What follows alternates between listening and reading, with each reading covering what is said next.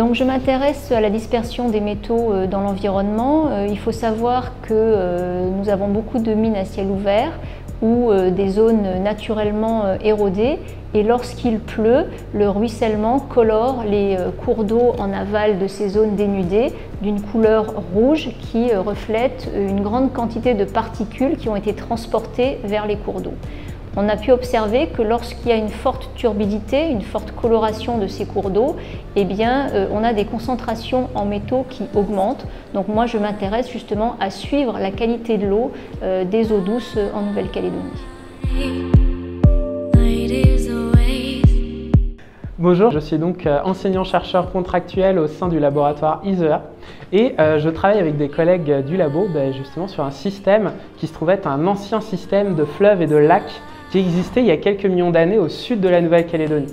Et on va chercher à comprendre quelle est l'histoire de ce système et qu'est-ce qui signifie pour l'évolution justement géodynamique de l'île de Grande-Terre justement, en allant à petite échelle regarder les variations minéralogiques dans les différentes successions sédimentaires qu'il compose et aussi en allant observer des variations géochimiques tout en enquêtant aussi sur la capacité qu'a ce système-là d'avoir pu fossiliser notamment des objets comme cette merveilleuse racine que vous pouvez observer ici, à l'aide notamment de minéraux particuliers qui sont les oxydes de fer.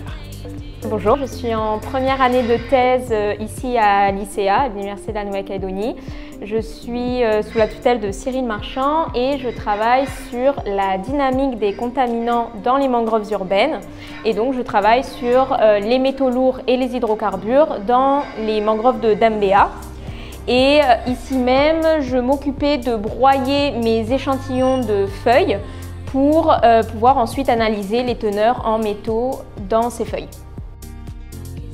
Donc moi je suis chercheur contractuel depuis 1 mois et demi à l'ISEA et donc on mène une étude d'écotoxicologie des métaux, notamment du nickel.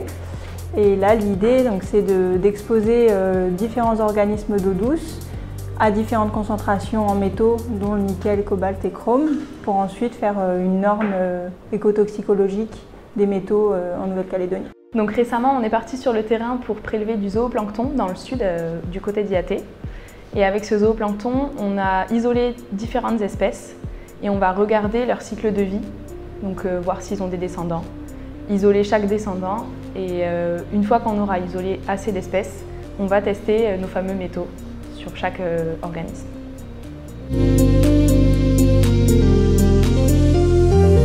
Je suis un ancien élève de la licence physique-chimie ici à l'Université de la Calédonie.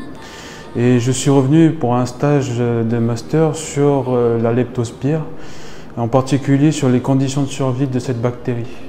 En général, moi, ce que je fais, c'est que j'étudie différents paramètres de survie de cette bactérie et que je vois quels sont les effets de chacun de ces paramètres.